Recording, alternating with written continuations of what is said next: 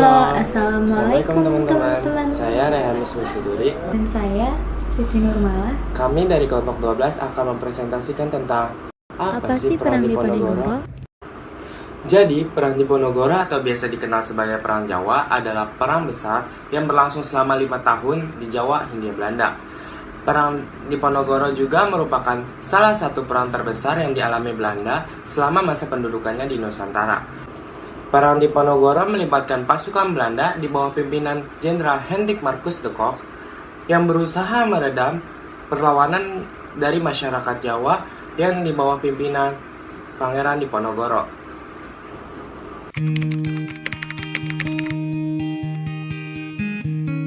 Perang Diponegoro terjadi karena kesewenangan pemerintahan kolonial Belanda dalam menentukan kebijakan serta intervensi politik di dalam lingkungan keraton. Juga pembangunan jalan yang melewati makam leluhur Pangeran Diponegoro.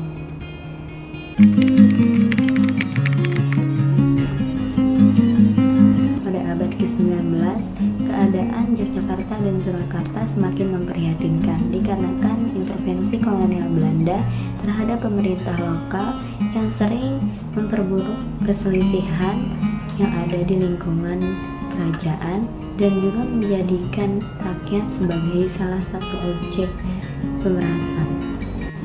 Campur tangan pemerintah kolonial Belanda yang membawa pergeseran adat dan budaya Nusantara. Karena melihat penderitaan rakyatnya, Pangeran Diponegoro pun tidak ingin diam saja. Dia mempersiapkan segala macam strategi untuk melawan kolonial Belanda.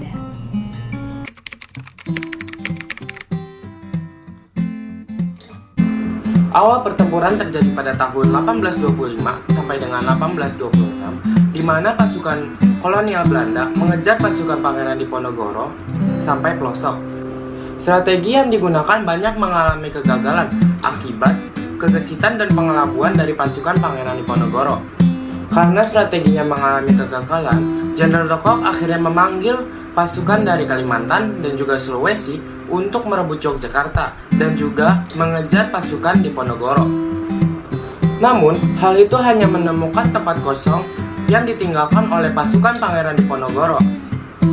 Karena operasi yang dilakukan pasukan Belanda tidak banyak membuahkan hasil, akhirnya Jenderal de Kock mencari strategi baru, di mana strategi ini digunakan pada tahun 1827. Menggunakan pengepungan dengan menggunakan benteng stelsel yang dapat digunakan untuk menahan serangan dari pasukan Pangeran Diponegoro. Karena strategi baru ini dianggap melemahkan pasukan Pangeran Diponegoro, benteng stelsel mulai digunakan oleh seluruh pasukan kolonial Belanda pada bulan Mei 1827. Selain itu, Jenderal Hendrik de Kock melancarkan operasi intelijen dan psikologi terhadap pasukan Pangeran Diponegoro. Secara bersamaan, pasukan kolonial Belanda membujuk pasukan Pangeran Diponegoro untuk menghentikan perlawanan dan mengajak damai. Pangeran Notoprojo dan Pangeran Serang yang memimpin pasukan menghentikan perlawanan dan berdamai dengan pasukan Belanda. Bersama 47 demang, 280 prajurit, dan 485 pengikut. Di sisi lain, Pangeran Diponegoro marah karena mendengar penyerahan pasukannya dan melakukan serangan terhadap desa-desa yang membantu pihak Belanda. Perjanjian gencatan senjata yang ditawarkan oleh Belanda kepada Pangeran Diponegoro, yang kemudian akhirnya dilakukan penangkapan dan pelucutan senjata terhadap pasukan Pangeran Diponegoro. Sebanyak 1.400 pasukan pengikut Pangeran Diponegoro telah dilucuti senjatanya oleh pihak Belanda. Secara bersamaan ditawannya Pangeran Diponegoro.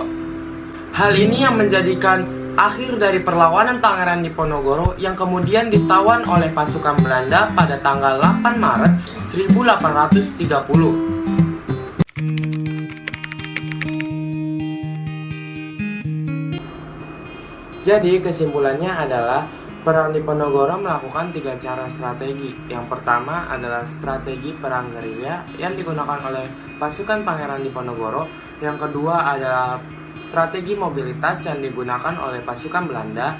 Yang ketiga adalah strategi benteng stelsel yang juga digunakan oleh pasukan Belanda. Itu dia cerita Perang Diponegoro.